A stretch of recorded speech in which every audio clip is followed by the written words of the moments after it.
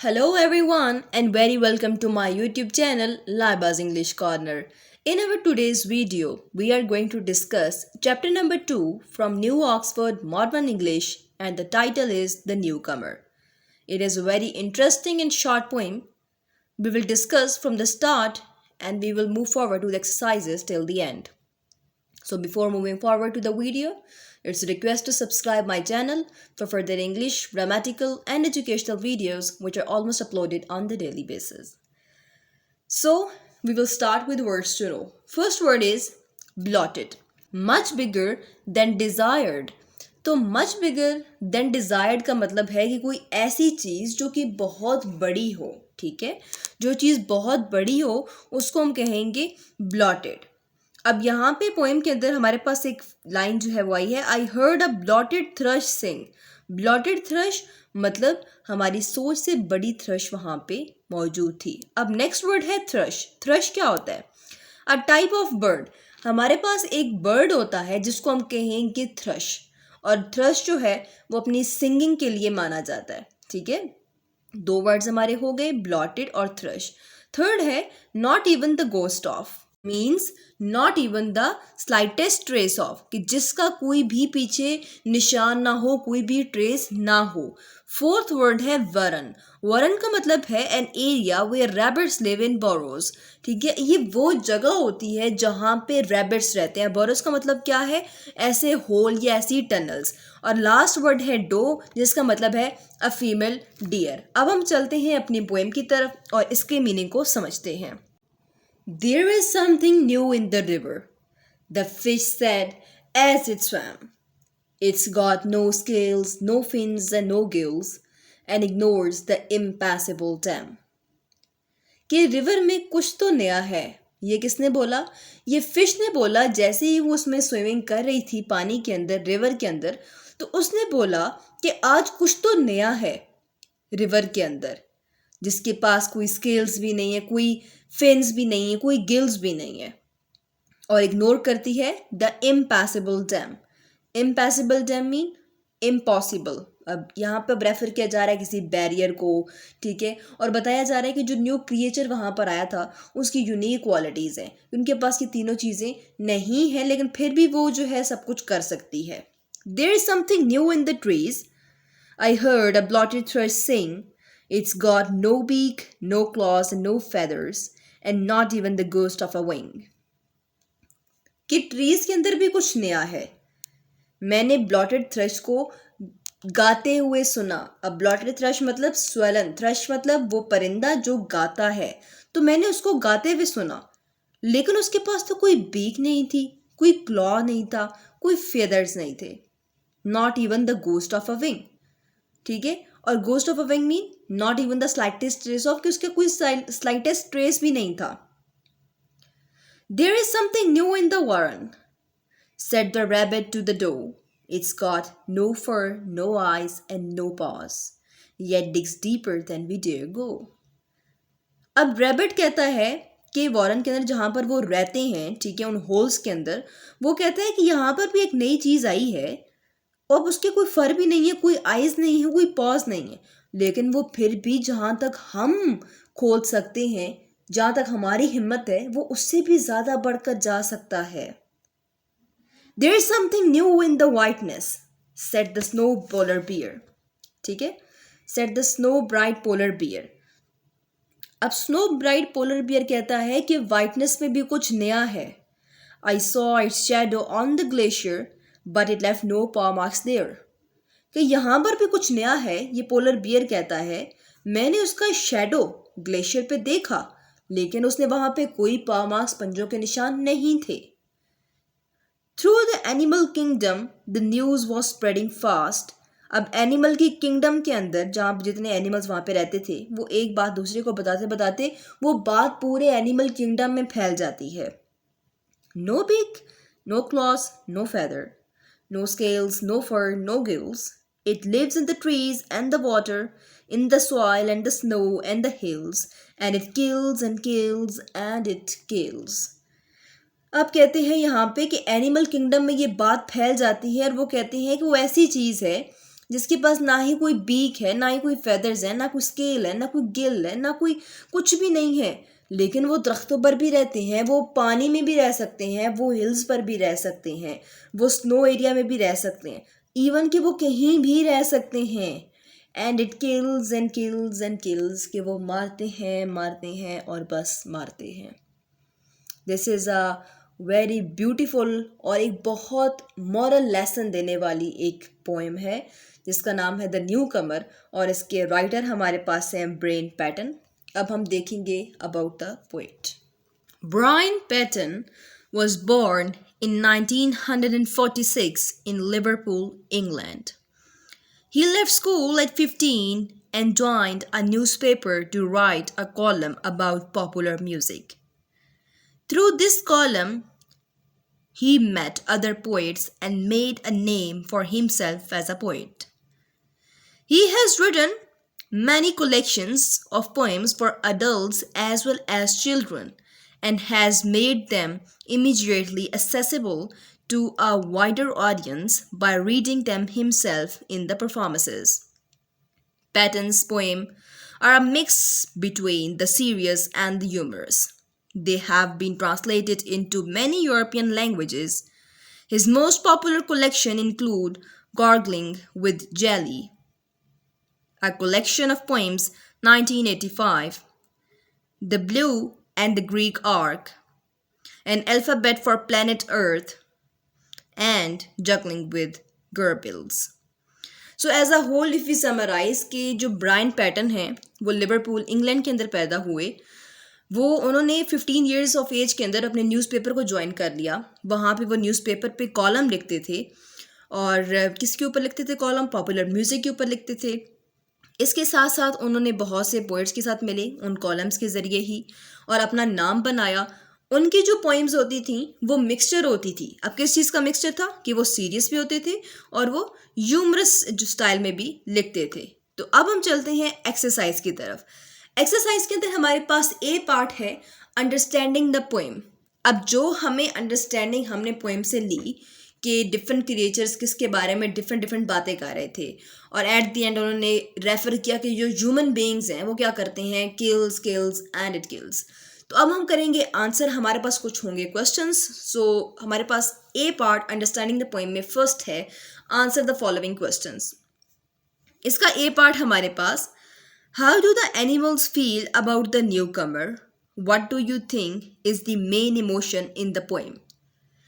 कि हमें अब बताना है, ठीक है, कि how do the animals feel about the newcomer, कि एनिमल्स को न्यू कमर के बारे में कैसा लगा। What do you think is the main emotion in the poem, और इस पोएम के अंदर मेन इमोशन क्या है, जो हमें मेन इमोशन या मेन थीम नजर आता है तो वो क्या है। None of the animals are happy about the newcomer. They all are suspicious about it and want to warn other animals as soon as possible. The main emotion in the poem are those of fear, surprise and suspension. कि कोई भी animal ऐसा नहीं था जो खुश हुआ हो। तमाम एनिमल्स परेशान हुए थे, नाखुश हुए थे, और मेन इमोशन इस पोएम का डर है, सरप्राइज है और सस्पेंशन है। बी पार्ट है, there are a lot of negatives in the poem. What is the effect of the word no repeated again and again. कि इस पोएम के अंदर बहुत से नेगेटिव्स यूज किए गए हैं, लेकिन हमने बताना है कि जो वर्ड नो है जो बार बार रिपीट हुआ है उसका क्या इफेक्ट हुआ होगा या क्या इफेक्ट हुआ है. The repetition of the word no helps to paint a dark and negative picture. It emphasizes the great difference between the unwelcome visitors and all others animal living in the wild. अब जो ये repetition का word है no, ये dark और एक negative picture को paint करता है. ये एम्फसाइज करता है difference between the unwelcome visitors और बाकी की जो एनिमल्स रहते थे वाइल्ड मतलब जंगलों में.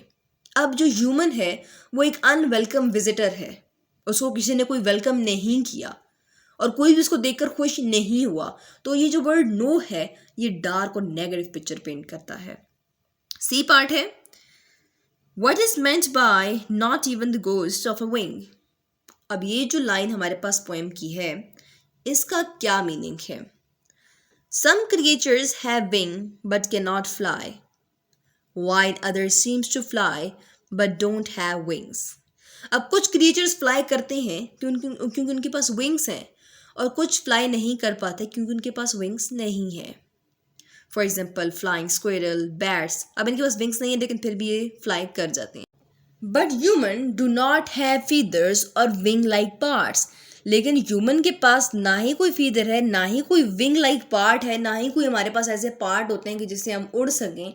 तो ये इसका हमारे पास आंसर होगा.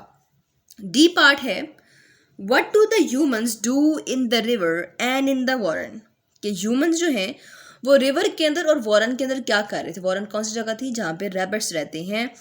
What do these actions tell us about the abilities of human? अब ये जो हमारे पास एक्शंस हैं जो हमें यहाँ पर बताए गए हैं ये अब हमें किस चीज़ के बारे में बता रहे हैं. हमने यहाँ पर ये बताना है कि कौन सी एबिलिटीज़ को जो है वो रेफ़र किया जा रहा है. तो before moving to the answer it's request to subscribe my channel Laiba's English corner for further English grammatical and educational videos on the daily basis. So in the river से मीन हमारा क्या है कि in the river the human ignore the impassable dam. In the warren they dig deeper than the animals do. This suggest that they have abilities beyond those of others animal. अब वो ये कह रहे हैं कि रिवर के अंदर वो एक हद तक जाते हैं और वो फिशेस को भी पकड़ते हैं, उनको मारते हैं.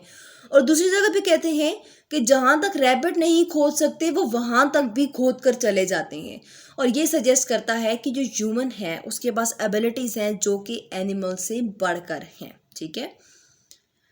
फिफ्थ क्वेश्चन हमारे पास है do you think that this poem is fair to human beings. कि क्या आपको लगता है कि ये पोएम ह्यूमन बींग्स के साथ फेयर है.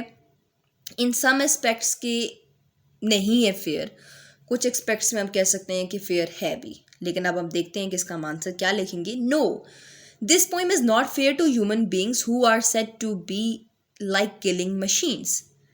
There are thousands of people who protect and take care of animal in their own region. They even educate people for welfare of animals. Hospitals and doctors are also available for animals, but many people are also very unkind to animals. अब यहाँ पे बताया गया है कि क्या ये poem fair है आपके ख्याल में, और क्या आपके ख्याल में ये पोएम अनफेयर है ह्यूमंस के साथ. तो अकॉर्डिंग टू मी ये पोएम जो है वो फेयर नहीं है ह्यूमंस के साथ, क्योंकि यहाँ पे ह्यूमन बीइंग को किलिंग मशीन कहा गया कि वो सिर्फ मारते ही हैं. लेकिन बात सिर्फ ये नहीं है, क्योंकि थाउजेंड्स ऑफ पीपल, अगर हमारे पास मिलियन ऑफ पॉपुलेशन है उसके अंदर 50% लोग तो ऐसे हैं जो एनिमल की रिस्पेक्ट करते हैं, डॉक्टर्स हैं, हॉस्पिटल्स हैं उनकी केयर के लिए. लेकिन कुछ 50% ऐसे भी हैं जो बिल्कुल भी एक अच्छा एटीट्यूड एनिमल्स की तरफ नहीं दिखाते. तो 50-50 आंसर रहेगा. I will go with no, क्योंकि एनिमल्स और ह्यूमन बींग्स जो हैं वो अच्छे भी होते हैं और एनिमल्स की केयर भी करते हैं. सिक्स पार्ट है can you imagine a world in which humanity does not kill and kill and kill. What would this world be like. Discuss in your class whether this would be a better world. कि क्या आप लोग imagine कर सकते हो एक ऐसा world जहाँ पे किलिंग ना हो, और वो वर्ल्ड किस तरीके से होगा. तो आंसर होगा no. I can not imagine a over populated world without killing और violence. Man is always busy and killing. If it is at peace, it will be a paradise for us. कि मैं ऐसा imagine ही नहीं कर सकती कि यहाँ पे ह्यूमन बीइंग्स जो है वो एनिमल्स को कुछ ना कहें. मैन हमेशा हमेशा हमेशा किसी ना किसी चीज़ को मारता रहता है.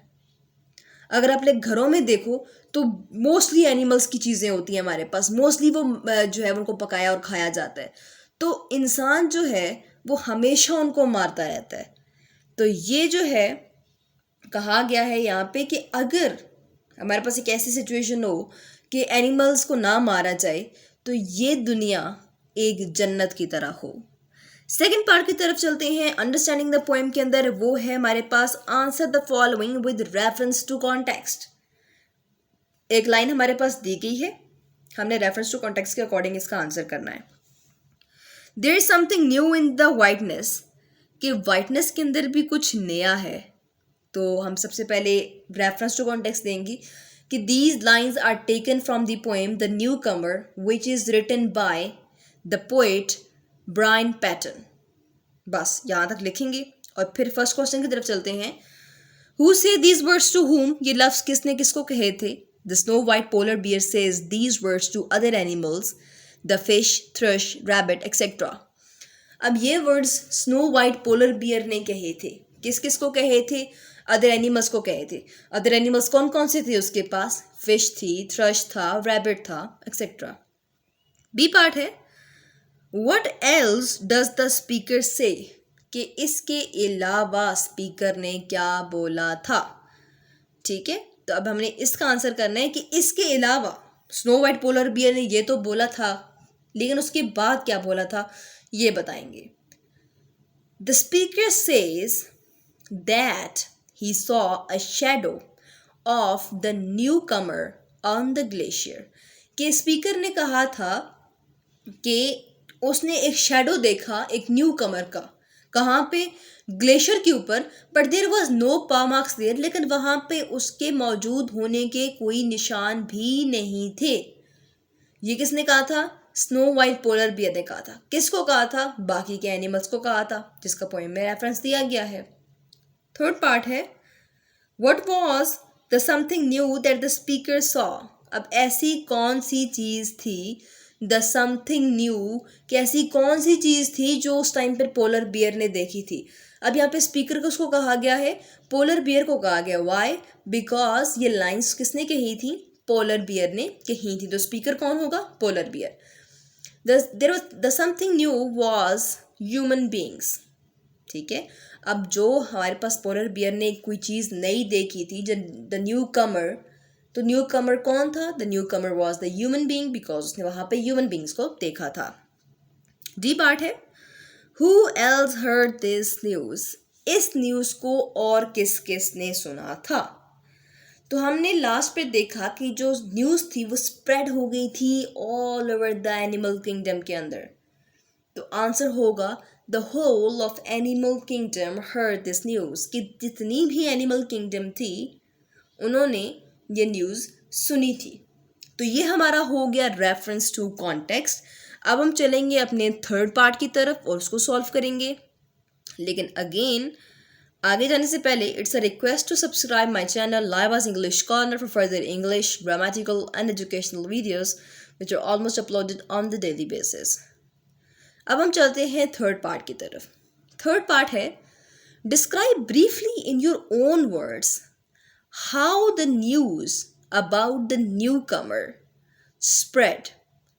ठीक है, अब हमने अपने वर्ड्स के अंदर बताना है कि ये जो न्यू कमर की न्यूज़ है ये किस तरीके से स्प्रेड हुई। By what means does the poet creates the idea that the fear is being spread through the animal kingdom. हमने अपने वर्ड्स में बताना है कि ये जो न्यू कमर है इसकी न्यूज़ किस तरीके से इधर उधर फैली और उसने फियर क्यों क्रिएट किया था एनिमल की किंगडम के अंदर। तो ये हमारे पास क्वेश्चन है, हमने इस क्वेश्चन का आंसर करना है।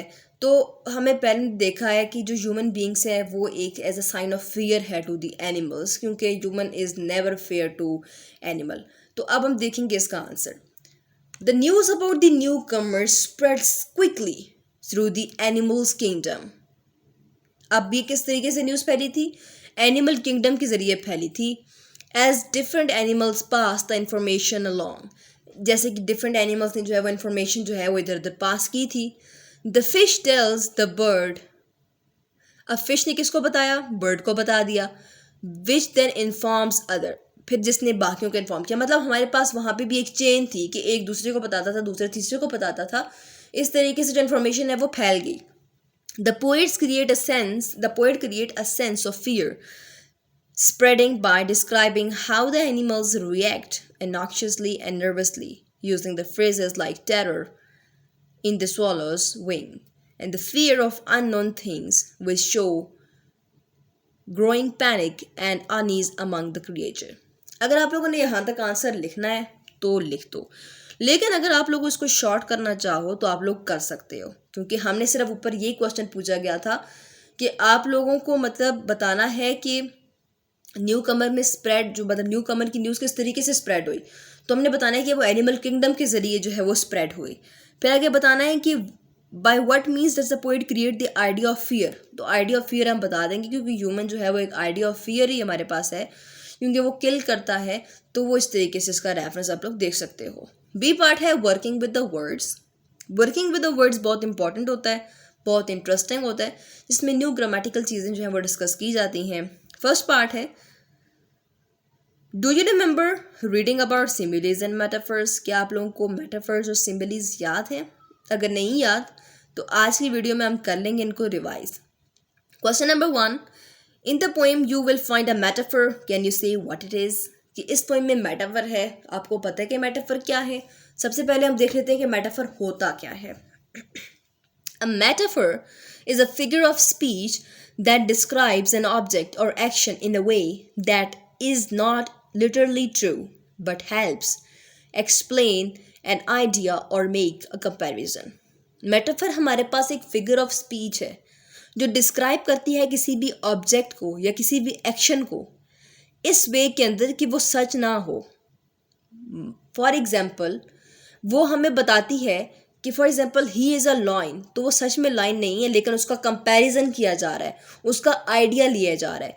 तो इस तरीके की चीज़ों को हम क्या कहेंगे? इस तरीके की चीज़ों को हम मेटाफर कहेंगे, जहाँ पे वो सच में तो चीज़ ना हो, लेकिन हम उसको उस दूसरी चीज़ के साथ कंपेयर करेंगे। अब यहाँ पे एग्जाम्पल जो इस पोएम के अंदर से वो है द गूस्ट ऑफ अ विंग। अब द गूस्ट ऑफ अ विंग हमारे पास क्या है? एक मेटाफर है, और इसके अंदर हमारे पास एक ही मेटाफर जो है वो यहाँ पर अवेलेबल है। सेकंड हमारे पास है साइलेंट लेटर्स।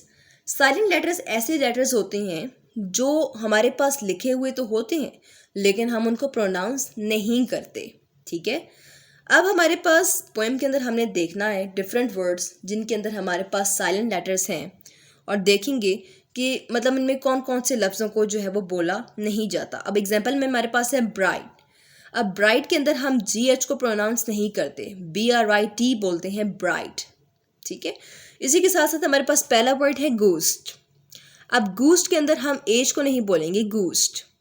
वाइटनेस और थ्रू, ये हमारे पास कुछ वर्ड्स हैं, आप लोगों ने इनके अंदर से अंडरलाइन करना है कि साइलेंट लेटर कौन से हैं। साइलेंट लेटर्स यही है हमारे पास पोएम में, मैंने पढ़ के भी बता दिया। आप लोग एक बार खुद बोल के देखो कि आप लोगों को कौन सा लगता है कि जो साइलेंट है। ठीक है, 2 मैंने आपके लिए कर दिए, 2 आप लोगों ने इनमें से खुद बताने, किस में से?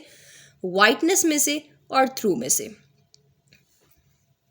तो फॉर योर ईज मैं बता देती हूँ कि वाइटनेस में भी एज साइलेंट होगा और थ्रू के अंदर भी एज साइलेंस होगा। अगर आप लोगों को लगता है कि कुछ और ऐसा है तो आप लोग ज़रूर कमेंट करके बताओ। थर्ड हमारे पास है circle the silent letters in the following. हमने इनके अंदर साइलेंट लेटर्स बता दिए हैं, जो मैंने ऑलरेडी बता दिए हैं। जो ब्रैकेट के अंदर हैं वो हमारे पास साइलेंट लेटर्स हैं। फर्स्ट वर्ड हमारे पास है कॉम। कॉम होता है, कॉल्म नहीं होता, तो एल साइलेंट है। बी वर्ड है, अब बी वर्ड में क्या साइलेंट है? एन साइलेंट है, तो हाइम हमारे पास वर्ड है, हाइमन नहीं होता। थर्ड हमारे पास है सटल, सप्टल नहीं होता। डी हमारे पास है रेन, रेन होता है, रेजन नहीं होता या रेजन नहीं होता। ठीक है, अब नेक्स्ट हमारे पास पार्ट है put the words from the list below into the 4 columns as above according to the silent letter. अब हमने 4 कॉलम्स बनाने हैं। मैं आपको डायरेक्टली लिखकर बताऊंगी एक लाइन के सीक्वेंस के अंदर, लेकिन आपने उनके कॉलम बनाने हैं।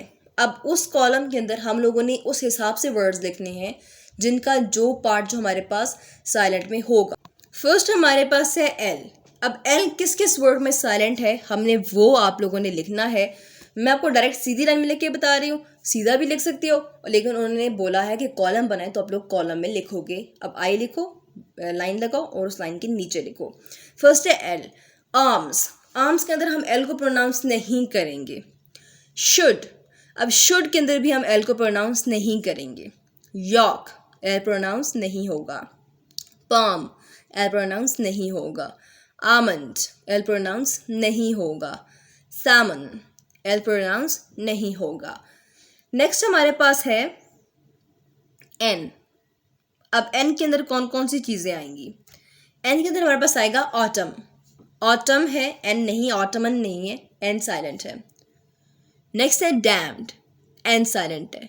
हाइम, एन साइलेंट है। कॉलम, एन साइलेंट है। अब लास्ट वर्ड हमारे पास है कंडेम। अब कंडेम के अंदर 2 एन है, लेकिन हमने पहले एन को प्रोनाउंस करना है लेकिन लास्ट को प्रोनाउंस नहीं करना। नेक्स्ट हमारे पास वर्ड है बी। फर्स्ट है सबटल, बी प्रोनाउंस नहीं होगा। डम, बी प्रोनाउंस नहीं होगा। डेप्थ, बी प्रोनाउंस नहीं होगा। प्लमर, बी प्रोनाउंस नहीं होगा। Numb, B silent. Doubt, B is silent. तो ये हम लोगों ने खुद वर्ड्स देखने हैं, ठीक है। अब मैं एक एग्जांपल हमें ऊपर दी गई थी काम की कि आई साइलेंट है। बाकी के वर्ड्स हमने खुद से देखने हैं और फिर हमने बताना है कि कौन कौन से लेटर्स जो हैं वो साइलेंट में हैं। और ये लास्ट वर्ड हमारे पास जी है, जिसके हमारे पास यहाँ पे 3 एग्जांपल्स आ रही हैं।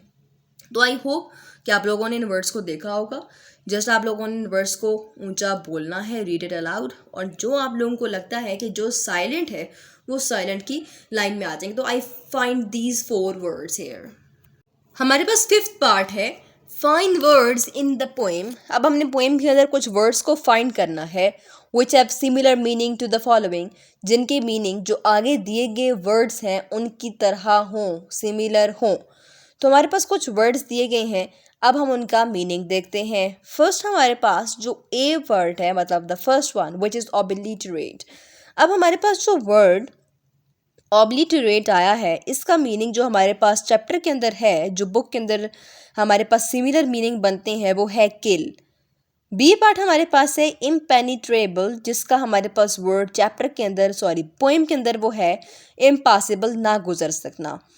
सी हमारे पास है एयरिंग। एयरिंग का मतलब है हमारे पास हवाओं में कोई गपशप उड़ जाना, तो एयरिंग का मतलब होगा स्प्रेडिंग।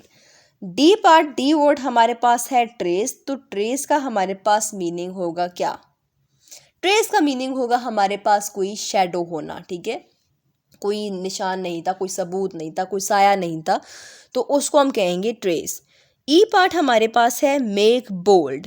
मेक बोल्ड का मतलब होता है डेयर, ठीक है, जब किसी बात को हम साबित करना चाहें या डेयरिंग हो तो उसको हम कहेंगे मेक बोल्ड। नेक्स्ट पार्ट हमारे पास है स्वॉलन। स्वॉलन का बेसिकली मतलब हमारे पास है ब्लॉटेड। जब कोई चीज़ फूली फूली सी हो तो उसको हम क्या कहते हैं? ब्लॉटेड कहते हैं।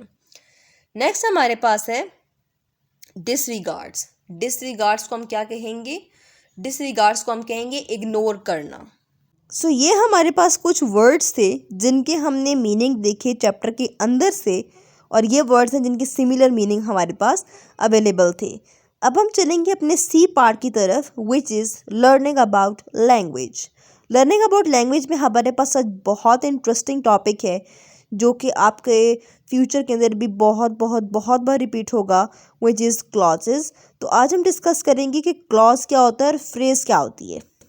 तो बेसिकली क्लॉज की तरफ चलते हैं। क्लॉज हमारे पास क्या होता है? बहुत इंटरेस्टिंग है। आप लोगों ने एक माइंड में बात रखनी है कि क्लॉज के अंदर हमारे पास सब्जेक्ट और वर्ब साथ होता है, उसको हम कहते हैं क्लॉज, जिसमें सब्जेक्ट भी हो और वर्ब भी हो। So clauses are groups of words containing both the subject and the predicate. Almost all sentences contain at least one clause. When a clause stands on its own, we call this is a sentence. However, a clause is usually part of another sentence since it qualifies some word or words in that sentence. So as a whole हम यही कहेंगे कि clause जो है वो हमारे पास एक ऐसा ग्रुप ऑफ वर्ड्स होता है जिसके अंदर सब्जेक्ट भी होता है और वर्ब भी होता है। तो इन चीज़ों को हम एक सेंटेंस कह सकते हैं, क्योंकि उनमें जब सब्जेक्ट भी होगा तो वर्ब भी होगा, तो वो सेंटेंस होगा। अगर एक सेंटेंस इनकम्प्लीट होगा तो वो होगा डिपेंडेंट क्लॉज, जिसका मीनिंग हमें क्लियर नहीं होगा। लेकिन अगर हम एक सेंटेंस का मीनिंग क्लियर है तो हम उसको बोलेंगे इंडिपेंडेंट क्लॉज, क्योंकि उसको किसी और चीज़ पर डिपेंड होने की ज़रूरत नहीं है। अब हम इन्हीं चीज़ों को देखेंगे कि main clause mean independent clause क्या होती है, और इसी के साथ साथ सबऑर्डिनेट क्लॉज या फिर डिपेंडेंट क्लॉज वो क्या होती है। तो अब हम देखते हैं मेन क्लॉज और सबऑर्डिनेट क्लॉजेस की कुछ एग्जांपल। जस्ट आप लोगों ने ये चीज़ माइंड में रखनी है कि मेन क्लॉज या फिर इंडिपेंडेंट क्लॉज ऐसी क्लॉजेस होती हैं जो किसी और चीज़ पर डिपेंड नहीं करती क्योंकि उनका मीनिंग जो है वो कंप्लीट होता है। लेकिन जो सबऑर्डिनेट क्लॉजेस हैं या जिनको हम डिपेंडेंट क्लॉजेस कहते हैं, ये दूसरों पर डिपेंड करती हैं क्योंकि इनका मीनिंग क्लियर नहीं होता। एग्जाम्पल से बात हमें ज़्यादा समझ आएगी। फर्स्ट एग्जाम्पल हमारे पास है, the man left the room before the guests arrived. तो अब ये जो है the man left the room before the guest arrive, अब पहला पार्ट जो हमारे पास जो ब्रैकेट से बाहर है, the man left the room, कि जो मैन था, जो बंदा था, वो कमरे से बाहर चला गया, बात क्लियर है। अब ये क्या होगी, मेन क्लॉज होगी। बिफोर द गेस्ट अराइव्ड, अब बिफोर द गेस्ट अराइव मेहमानों के आने से पहले क्या, we are not clear with it, तो वो क्या होगा, subordinate clause mean dependent clause. उसको जरूरत है इंडिपेंडेंट क्लॉज की अपना मीनिंग देने के लिए। सेकेंड एग्जाम्पल है, they saw the man who stole the car. They saw the man, उन्होंने मैन को देखा। दे हमारे पास सब्जेक्ट है, वर्ब भी है, ये क्या है, एक कंप्लीट क्लॉज है। Who stole the car, who stole, किसने चोरी की। अब हमें तो नहीं पता कि किस हु के बारे में यहाँ पे बात हो रही है। अब जब हम इसको एक साथ जोड़ेंगे, अब इसको इंडिपेंडेंट के साथ मिलाएंगे, तो फिर हमें समझ आएगी कि जो पूरा सेंटेंस है उसका मीनिंग किस तरीके से प्रोनाउन के अंदर जो है वो यूज़ किया गया है। अब हमारे पास यहाँ पे एक एक्सरसाइज है जिसके अंदर हमने अंडरलाइन करने हैं मेन क्लॉजेस को। तो अब हम देखते हैं कि इसके अंदर मेन क्लॉज कौन सी है और कौन सी क्लॉज है जो कि एक्स्ट्रा है। तो जस्ट मैं सिर्फ आंसर बताऊंगी। यहाँ पे ए पार्ट है, the children went to the park after they had lunch. तो यहाँ पे the children went to the park हमारे पास मेन क्लॉज है। नेक्स्ट है, Maha went to the library though she does not want to. तो यहाँ पे Maha went to the library is the answer. C part है, we stopped at the town where my father was born, so we stopped at the town. तो ये हमारे पास क्या है, मेन क्लॉज है। डी पार्ट है, when the sun come out the boys went out to play football, the boys went out to play football is the right answer। तो आप लोगों ने देखना है कि जो चीज़ सही मीनिंग दे रही है वो मेन क्लॉज है और जिसका मीनिंग उसके दूसरे सेंटेंस पर डिपेंड करेगा वो चीज़ होगी हमारे पास इंडिपेंडेंट क्लॉज। तो बस आपने इन्हीं चीज़ों को माइंड में रखते हुए अपने सेंटेंसेस को सॉल्व करना है। अब हम नेक्स्ट पार्ट को देखेंगे और देखेंगे कि उसके अंदर किस तरीके से जो है हमने मेन और जो सबऑर्डिनेटेड क्लॉजेस है उसके बारे में देखा है। तो आई होप आप लोगों को यहाँ तक तो बात समझ आ गई होगी। अब लास्ट एग्जाम्पल आप लोग दोबारा देख लो, when the sun come out, जब सन बाहर आएगा, तो सन बाहर आएगा तो हमें क्या, तो मतलब कोई मेन बात हमें समझनी है कि सन बाहर आएगा, ठीक है। आगे है, the boys went out to play football, लड़के फुटबॉल खेलने के लिए गए, यहाँ पे हमें बात समझ आती है, ठीक है। अब हम नेक्स्ट पे चलते हैं। ई पार्ट है, after the play was over, खेल खत्म होने के बाद, the actors met the children, actress children से मिले, तो यहाँ पे the actress met the children right answer है। He came when I called, he came. अब यहाँ पे देखोगे, आप लोग देखोगे कि सिर्फ दो वर्ड्स का क्लॉज, तो मैंने पहले बताया था कि क्लॉज के अंदर सब्जेक्ट भी आता है और वर्ब भी आता है, ठीक है। तो दोनों चीज़ें यहाँ पर आई हैं, ही केम वो आया, बात ठीक है। व्हेन आई कॉल्ड, जब मैंने बुलाया, तो व्हेन आई कॉल्ड अगर हम अलग करते तो उसका मीनिंग हमें क्लियर नहीं होता। नेक्स्ट है, the man went where I asked him to go, कि the man went, the man वहाँ पे गया, कहाँ पे गया, where I asked him to go. तो अब हम क्या कहेंगे यहाँ पे, द मैन वेंट, कि आदमी गया। The trees died because there was no rain, तो अब ट्रीज डाइड ये हमारे पास राइट आंसर है। देयर वॉज नो रेन हमें बात क्लियर नहीं थी। If Aamir comes we shall all go to the park, if Aamir comes, अब यहाँ पे इफ है, बात क्लियर नहीं है। We shall go to the park, we shall go to the park हमारे पास क्या होगा, मेन क्लॉज होगी। The policeman arrested the man who broke into the shop, the policeman arrested the man, यहाँ तक हमारे पास क्या है, मेन क्लॉज है। Who broke into the shop, ये हमारे पास जो है डिपेंड करती है कि किसने तोड़ी, तो वो हमारे पास जो पहले सेंटेंस का सब्जेक्ट है उसका प्रोनाउन है। तो जब तक पहला सेंटेंस नहीं होगा हमें इस बात की समझ नहीं आएगी कि हम किसके बारे में बात कर रहे हैं। तो ये हमारी थी यहाँ तक की एक्सरसाइज और हम कंप्लीट कर चुके हैं अपनी द न्यू कमर की एक्सरसाइज को। We have started from words to know, then we go to the translation of the chapter, then we have solve all the question answers in the all exercises part. I hope कि this video will be very beneficial for you. If you like this video, subscribe my channel for further English grammatical educational videos on the daily basis and must share with your friends and family ताकि उनकी भी थोड़ी सी help हो जाए। And support me, this is a new channel और एक video को बनने में बहुत ज़्यादा एफर्ट्स लगती है, तो I hope you will subscribe. Thank you so much.